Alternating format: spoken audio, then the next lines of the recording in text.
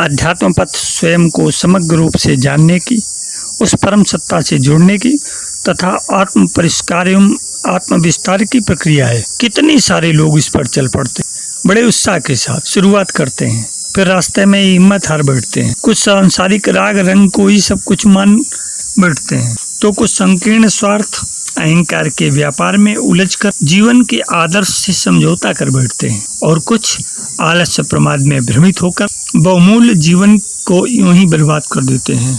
मेरे अध्यात्म प्रेमी जिज्ञासु मित्रों, इस वीडियो अंक पर आगे बढ़ें इससे पहले इस सफल जीवन की यात्रा के इस YouTube चैनल को सब्सक्राइब कर लें, जिससे आने वाले वीडियोज आपको मिल सकें। लाइक का बटन दबाना ना भूलें और अपनी राय से हमें अवश्य अवगत कराएं। अच्छा लगे तो इष्ट मित्रों को भी शेयर करें। तो चलो आगे चलते हैं। अध्यात्म पथ का विज्ञान क्या है और विधान क्या है। इसमें प्रायः इस समझ का अभाव मुख्य कारक रहता है कि अध्यात्म चेतना के परिष्कार का विज्ञान है, जिसमें जन्म जन्मांतरों से मलिन चित्त एवं भ्रमित मन के साथ वास्ता पड़ रहा होता है। अचेतन मन के महासागर को पार करते हुए चेतना के शिखर का आरोहण करना होता है, आगे बढ़ना होता है। निस्संदेह मार्ग कठिन है, दुरूह है। पूर्व में कृत कर्म राशि जब पहाड़ जैसा चट्टानी अवरोध बनकर राह में खड़ी हो जाती है, तो साधक की आस्था डावाडोल हो जाती है। सस्ती पूजा पत्री भोग चढ़ावे व चिन्ह पूजा के सहारे धर्म अध्यात्म के पथ पर बहुत कुछ बटोरने के फेर में चला पथिक मार्ग में ही धराशायी हो जाता है, यहाँ तक कि नास्तिक हो जाता है और भगवान तथा समर्थ गुरु तक को कूसने लगता है। जबकि धर्म अध्यात्म पथ का अपना विधान है, अपना विज्ञान है। इसकी थोड़ी सी भी समझ साधक को राजमार्ग से विचलित नहीं होने देती और वह पगडंडियों में नहीं उलझता। धर्म अध्यात्म की शुरुआत धार्मिकता की प्राथमिक कक्षा से होती है, जिसमें पूजा पाठ से लेकर कर्म कांड का सहारा लिया जाता है। लेकिन स्वाध्याय एवं आत्मचिंतन के साथ साधक की समझ भी सूक्ष्म होती जाती है। आस्तिकता के भाव के जागरण के साथ श्रद्धा निष्ठा परिपक्व होती है। इसी तैयारी के बाद अध्यात्म की कक्षा में प्रवेश मिलता है। आश्चर्य नहीं कि अध्यात्म पथ पर चलने वाले ऋषियों ने इसे छुरे की धार पर चलने के समान दुस्साध्य बताया है। लेकिन इस विकट पथ का वर्णन करने वाले मुमुक्षु पथिकों ने भी कब हार मानी है। मार्ग की दुरूहता को जानते हुए भी अंतर की पुकार के बल पर वे हर युग में इस पथ का संधान करते रहे हैं और किसी समर्थ के अवलंबन के साथ अपार धैर्य, अनंत श्रद्धा और अनवरत प्रयास के साथ अभीष्ट को सिद्ध करते रहे हैं। निस्संदेह समर्थ गुरु का अवलंबन कार्य को और सरल बना देता है। हमारा परम सौभाग्य है कि अवतारी गुरुसत्ता का सानिध्य हमें सदैव मिला है। युग ऋषि परम पूज्य गुरुदेव के सिद्ध सूत्रों के साथ आध्यात्म का व्यावहारिक एवं वैज्ञानिक स्वरूप हमारे लिए सहज सुलभ है, लेकिन इनको जीवन में धारण करने के लिए साहस, निष्ठा एवं तैयारी की न्यूनतम मांग की जाती है। आखिर हर मार्ग अपनी कीमत मांगता है, फिर जो चीज जितनी कीमती होती है उसका उतना मूल्य भी चुकाना होता है। एक किसान फसल के लिए वर्ष भर तप करता है, एक व्यापारी अभीष्ट लाभ के लिए तन मन व धन की सारी पूंजी झोंक देता है, एक विद्यार्थी परीक्षा में उत्तीर्ण होने व इसमें अव्वल आने के लिए समस्त सुख सुविधाओं को त्यागते हुए एकांतिक प्रयास एवं निष्ठा के बल पर अभीष्ट मंजिल तक पहुंचता है। इसी तरह अध्यात्म पथ भी अपनी कीमत मांगता है, जिसमें चित्त चेतना की शुद्धि एवं परिष्कार प्रदान है। स्वयं को गलाकर मिटाकर सब कुछ पाने की कला अध्यात्म है। इसमें सबसे पहले चित्त का परिष्कार करना होता है। इसी के साथ जन्मों से अज्ञान के पर्दे में ढका आत्मज्ञान का सूर्य प्रकाशित होता है और अपने ईश्वरीय अस्तित्व का बोध कराता है।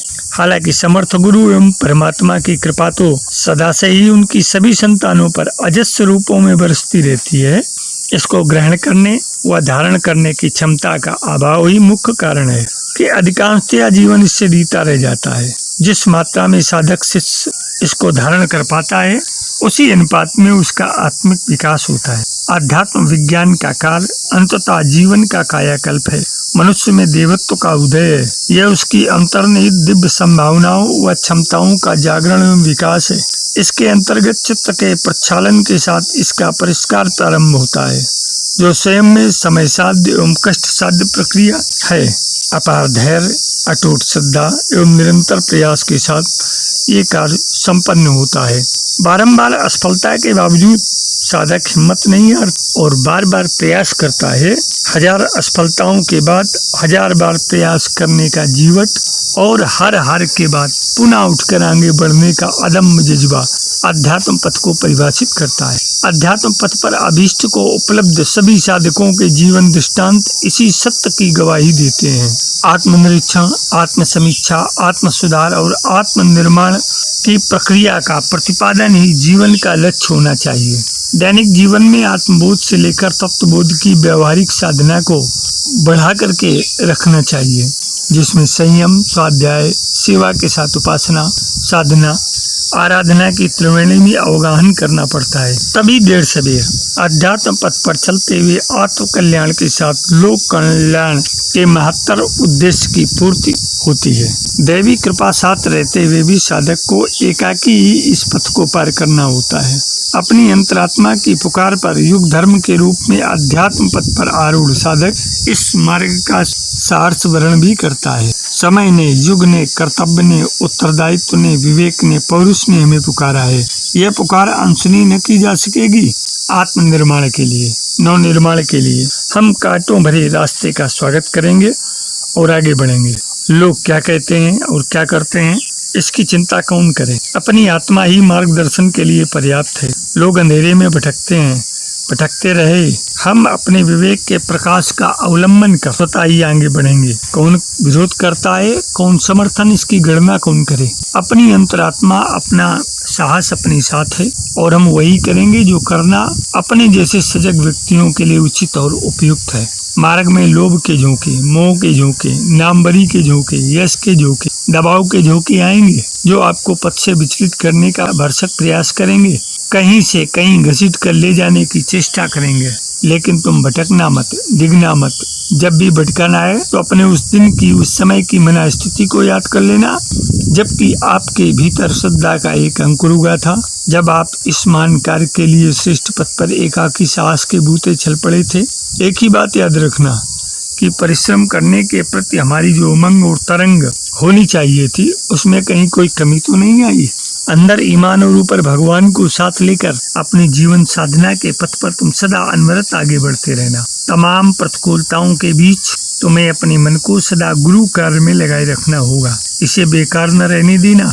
जीवन को गंभीरता के साथ बिताना, एक एक पल का सुनियोजन करना। तुम्हारे सामने आत्मोन्नति का महान कार्य शेष पड़ा हुआ है और पास में समय थोड़ा है। यदि इसमें असावधानी बरतते हो, मन को भटकने देते हो, तो और बुरी स्थिति को प्राप्त होगे। पश्चाताप और शोक की अग्नि में जलना पड़ेगा। जबकि धैर्य और आशा का दामन थामकर आगे बढ़ोगे तो शीघ्र ही जीवन की समस्त स्थितियों का सामना करने की योग्यता तुम में आएगी और जीवन में निर्धारित महानतम अभीष्ट को तुम प्राप्त होगे। बाहर हम जो कुछ भी करें वह अपने आंतरिक जीवन को सरल बनाने की दृष्टि से ही होना चाहिए। कम कामना, कम संसाधनों के साथ चलने को इसलिए कहा गया है क्योंकि इनमें आत्मिक प्रगति की अधिक सुविधा रहती है। इसलिए कहते हैं कि बोझा इतना न उठाओ कि आसानी से छोड़ न सको। कहने का तात्पर्य है, जिस जीवन को हम जी रहे हैं वह दीर्घ काल में एक सुव्यवस्थित नीति से बीतना चाहिए। इसका उपाय है आवश्यक को स्वीकारना तथा जो अनावश्यक हो उसे त्यागते जाना। जीवन का यही सिद्धांत है। हम अमर होने के लिए पैदा हुए हैं, इसलिए पहले देख लीजिए कि जिन चीजों से संबंध जोड़ रखा है वे अमरता दिलाने वाली हैं भी कि नहीं। जिसका एकत्व बोध जागृत हो चुका हो, जिसने अपने आप को भीतर विराजित परमात्मा को सौंप दिया हो, वह व्यक्ति कभी हीन चरित्र एवं पाप कुंठित नहीं हो सकता। उसे परिस्थितियां व्यवस्थावश डिगा नहीं सकती तथा उसका जीवन एक अद्भुत चमत्कार का पर्याय हो जाता है। इस अवस्था से कोई भी कार्य किया जाए वह सच्चा एवं दीर्घ काल में उन्नति देने वाला होता है। एक सुव्यवस्थित जीवन क्रम के लिए आवश्यक है कि कार्य ऐसे अपनाए जाएं जो आंतरिक जीवन में सफलता एवं बाह्य जीवन में उन्नति का प्रशस्त कर सके। इसके लिए चाहिए होता है संकल्प तथा उत्साह, उमंग से भरा दृष्टिकोण तथा साथ ही कुछ करने की उत्कट भावना। शेष अन्य कार्य तो अंतरात्मा की दिव्य आवाज स्वयं करा लेगी, जिसके आवाहन पर मानव प्राणी सक्रिय है। उसे कुछ चाहिए मात्र एक भीतरी अवलंबन, जिसके द्वारा वह संसार में अधिकांश कार्य कर सके। अंतरात्मा जो सोचती है एवं करने को तत्पर होती है वह कभी व्यर्थ या मिथ्या नहीं होता। उसे ही दिव्यदर्शियों ने मेधा कहा है, यानी ऐसी कार्य प्रणाली जो विश्वास पूर्वक हमें संसार के खाई खंडक से पार ले जाती रहे तथा जिसके अवलंबन द्वारा हम सभी कठिनाइयों पर विजय प्राप्त कर सकें। आत्मा जिस मार्ग से प्राप्त होती है उसे ही कहते हैं कर्मयोग का। इस नाते हमारा ये कर्तव्य हो जाता है कि जीवन में उन्हीं बातों को पकड़ें जो हमें आत्मा के निकट ले जाती हूँ और संसार से हमारा संबंध लेश मात्र भी आसक्ति या अपूर्णता का न रह जाए। इसी दृष्टिकोण के साथ यदि देखा जाए सारा जगत एक दिव्य भाव से ओतप्रोत दिखाई पड़ता है तथा मार्ग के कंटकाकीर्ण उतार चढ़ाव हमें अधिक परिपक्व बनाने के लिए ही है। यही दिव्य रूपांतरण एवं दिव्य जीवन प्रणाली का अभिनव द्योतक है तथा इसके द्वारा जीवन के नव निर्माण में आश्चर्यजनक सफलता प्राप्त की जा सकती है। इस दृष्टि से सोचा जाए तो कार्य वही किए जाएं जो आंतरिक जीवन को सुदृढ़ और मजबूत बनाते हों, जिनसे आत्मा विकास को प्राप्त करती हो तथा जीवन निखरता हो। उसे ही संवेदना का प्रकाश था आदि अनंत परमात्मा से जुड़ने की विधा कहेंगे तथा इस मार्ग से निश्चित ही सांसारिक जीवन में सफलता तथा आंतरिक प्रगति के परिक्षेत्र में उत्कृष्टता प्राप्त की जा सकती है।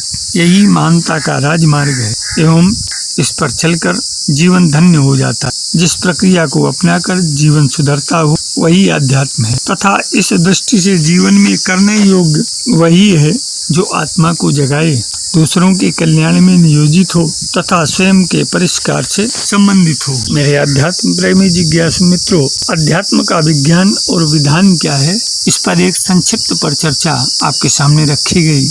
शायद ये आपकी समझ में आएगी और इससे आपके जीवन के बहुत सारे उद्देश्यों को, कर्तव्यों को और दायित्वों को पूरा करने में मदद भी मिलेगी। इस वीडियो को लाइक, शेयर, कमेंट एवं सब्सक्राइब करना न भूलें। सफल जीवन की यात्रा के इस अंक में आज इतना ही। धन्यवाद।